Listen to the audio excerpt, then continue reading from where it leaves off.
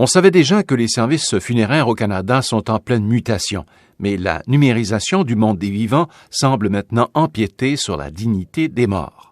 Ce qui est de nouveau au plan des derniers adieux, ce sont ces égaux portraits croqués sur le vif avec grand-maman ou encore avec la grande-tante en arrière-plan au visage gris. Une affaire qui enlève le sourire notamment aux responsables des salons funéraires du Québec. Il faut bien comprendre que la pratique de prendre des photos avec leurs défunts, je suis propriétaire d'une maison funéraire qui est bientôt centenaire, je peux vous dire que depuis la nuit des temps, les gens prennent des photos avec les défunts.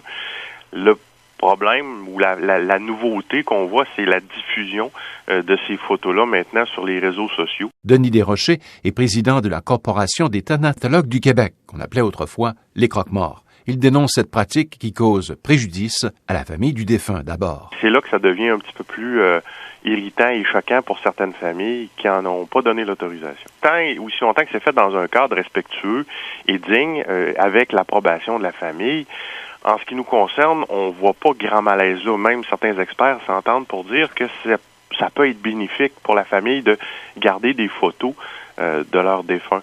Le problème, encore une fois, c'est quand on vire à la dérision ou au ridicule la situation.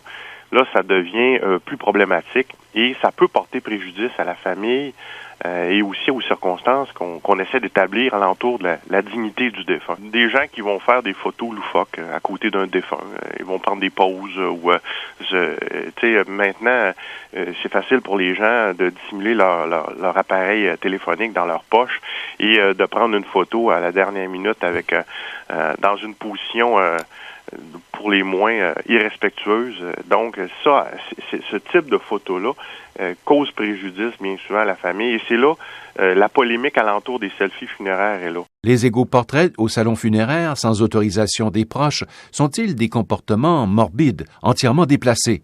Ou est-ce une nouvelle façon de s'exprimer, une nouvelle vision du deuil?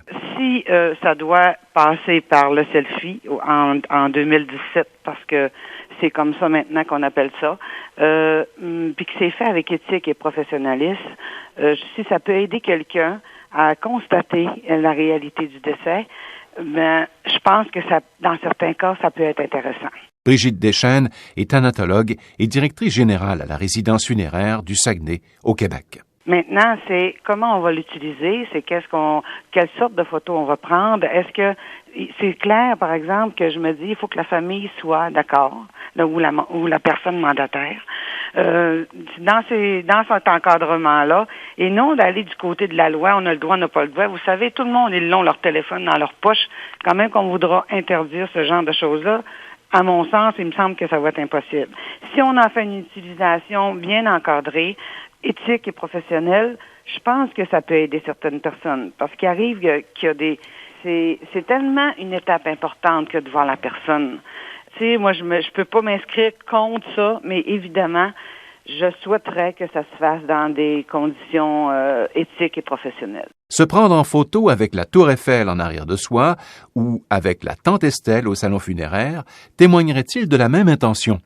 L'égo-portrait ne serait pas en fait que l'expression d'une société devenue hyper narcissique. L'égo-portrait serait en fait le début d'une conversation, un signe du désir de communion. Or, la communion est un élément important dans le deuil. Vous avez au Québec ce beau terme d'égo-portrait qui est venu donc se superposer à autoportrait. André Gunther est enseignant en histoire visuelle. Il publiait récemment dans le Nouvel Observateur une apologie du selfie. Quand vous employez le mot selfie, vous faites déjà une qualification qui dit l'essentiel, c'est-à-dire autoportrait. Auto, ça veut dire je le fais moi-même. Égo-portrait, ça veut dire c'est tourné vers, c'est égoïste. En fait, c'est tout de suite une critique. C'est comme quand vous dites photo amateur. Vous voyez, photo amateur, l'amateur, c'est pas le professionnel, donc il maîtrise pas l'outil, etc. Donc en fait, il y a une charge négative dans le terme dès le départ. Et c'est en réalité cette charge qui a fait émerger cette critique du narcissisme qui, si vous voulez, est fictive. Les adolescents ne sont pas plus les adolescents sont narcissiques. Et la photo numérique n'y a rien changé. Ouais. Voilà, c'est pas un drame. Le selfie est une image sociale, comme toutes les photographies connectées. Ce sont des images. Autrement dit, c'est quelque chose que vous adressez à quelqu'un Donc envoyer une image, c'est pas une fin en soi. Ça ne s'arrête pas là.